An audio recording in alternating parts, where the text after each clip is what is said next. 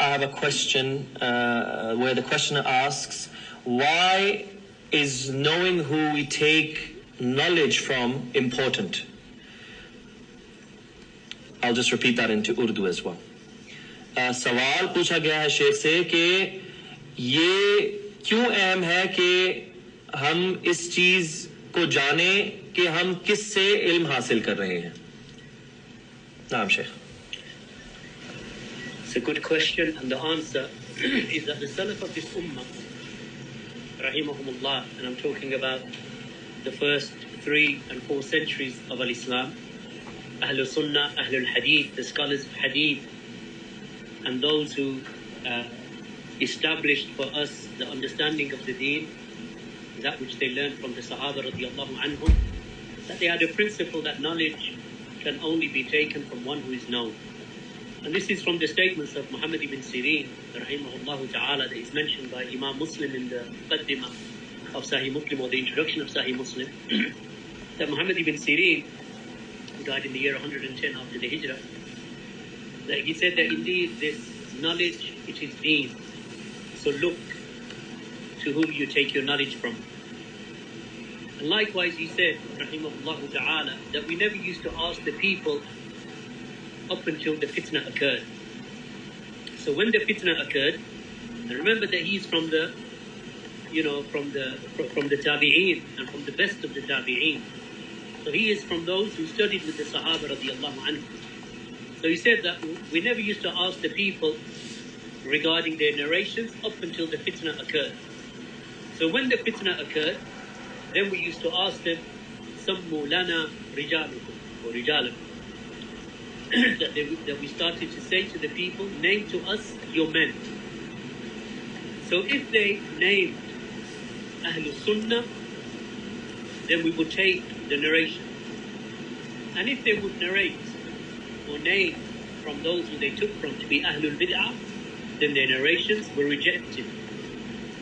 And this is why you find that when you look at a chain of narration in the books of Hadith, like Sahih al-Bukhari, Sahih Muslim, or the Sahih of Ibn Khuzaymah, or the Sunan of Ibn Majah, or the Sunan of Abi Dawood, or the Sunan of Al-Nasa'i, and so on, that an authentic narration with Ahlul Hadith and with the majority of the scholars of Hadith, that if there is a person in the chain of narration, in the Isnad, who is unknown, then that hadith is rejected, it is mardud.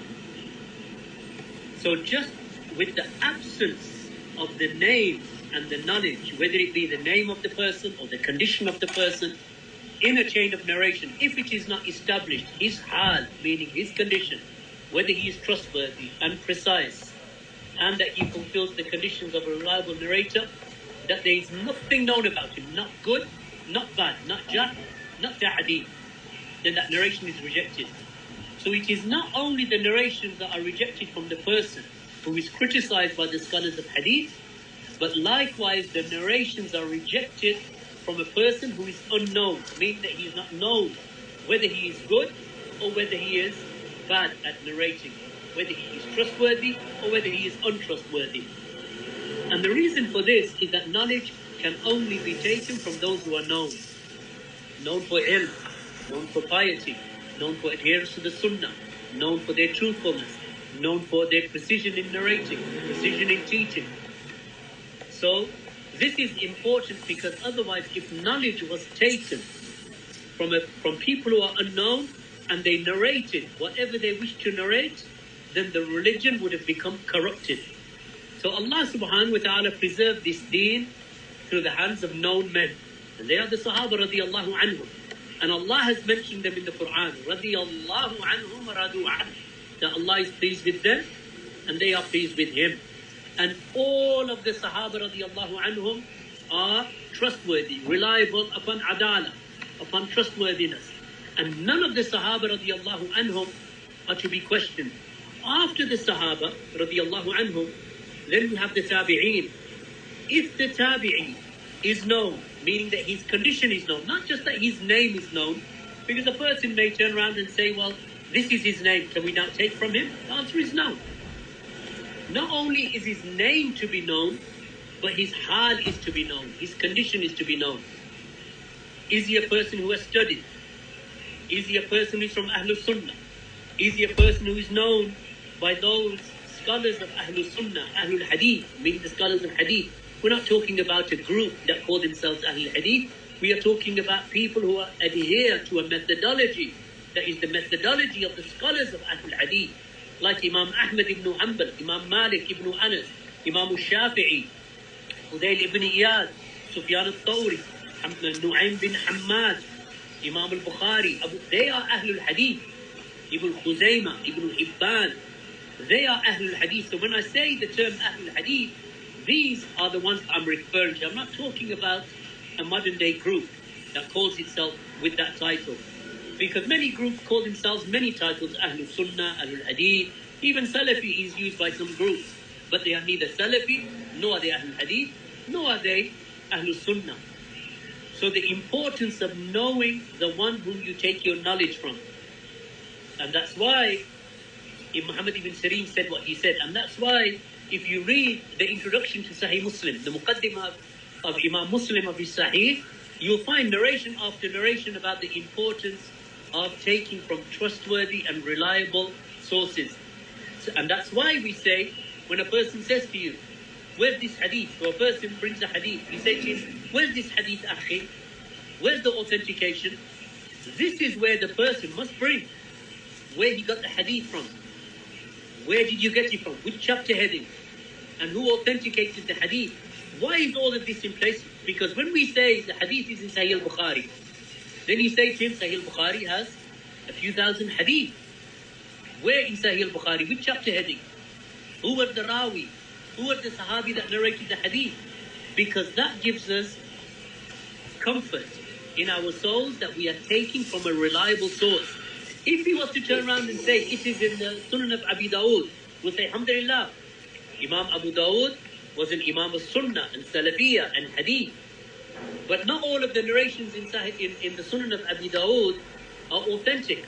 So can you give me, where is this Hadith in the Sunan of Abi Dawood, so I can establish that the chain of narration and every narrator in the Isnad is maqbool, is at the very least, that he is acceptable, either to the level of, that the narration becomes sahih, or sahih li ghayrihi, or hasan li ghayrihi, or jayyid, or whatever, or hasan sahih, as in the Sunan of Tirmidhi, and so on. Why? Because you want to make sure that the narration that you are getting from the Prophet sallallahu alaihi wasallam is coming through an established chain of narration that makes me comfortable that now I am taking from the revelation of the Kitab and the Sunnah through authentic sources.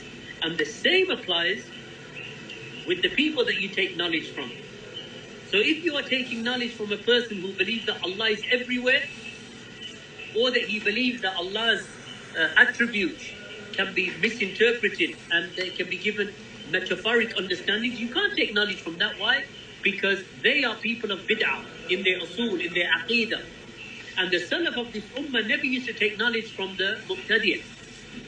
And there are whole chapters in the books of Hadith and the books of, especially in the books of Aqidah and Manhaj, that talk about not taking knowledge from Ahlul Bid'ah and not taking knowledge from the people who are unknown. Because if you start taking knowledge from the unknown person, like Imam Malik said, that you'll be like the person who just is like the fly that jumps from one food to another food. And you'll change often. And this is the danger of social media and taking knowledge from places like YouTube and Facebook without verification. If you know that the knowledge is from a scholar who is known to be a scholar of Hadith and Sunnah, why? Because he speaks with the language of Imam Ahmad ibn Hanbal, and the language of Imam al-Bukhari, and the language of Imam Malik, and the language of Muhammad ibn Sirin, or Hassan al-Basri, and Abu Hurairah, and Ibn Umar, and Ibn Abbas, and other than them from the Sahaba and the Salaf. And that is the alim that has been recommended by the other ulama.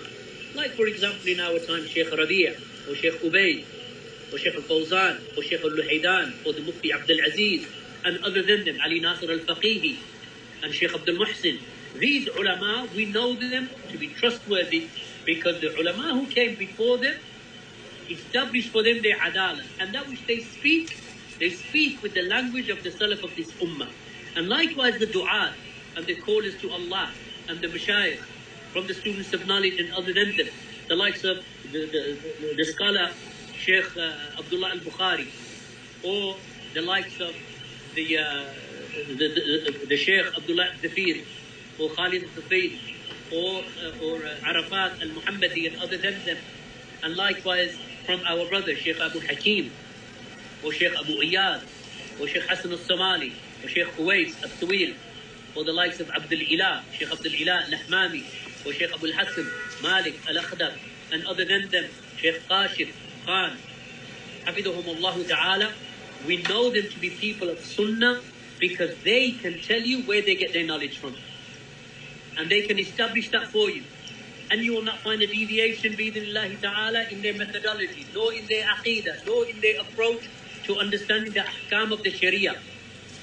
If you start clicking on everything that you see on YouTube, you'll be misguided within a day. If you click on everything and you accept everything and you take everything that you see on YouTube or on Twitter or whatever is out there from social media, misguidance is lying right in front of you. So you must establish your deen upon reliable sources, and the students of knowledge and the mashayikh and the ulama and the kibarul ulama, going all the way back to the salaf of this ummah. When a person comes to you and he's a sect that arose 100 years ago in 1928, established in India, or a sect that arose in the 1950s, calling to the Khilafah, or a sect that arose in the 1920s in Egypt, or another Jama'ah, or a sect that arose in the last 20 years, maybe in some caves in Afghanistan, such as Al-Qaeda, or a sect that arose in Syria, such as ISIS, then you know that these are modern-day innovative groupings, or those sects that call to the grave worship. So even if they are known, knowing them is enough for you to keep away from their callers. Barakallahu feekum. So that is a brief answer to that question, even though actually it requires in itself a dars. And I have actually delivered a dars, barakallahu feekum, on the topic. And if you go to salafisounds.com, we did a whole conference based upon the hadith and asanid and chains of narration and taking knowledge from reliable sources. You can go there, barakallahu feekum. Jazakum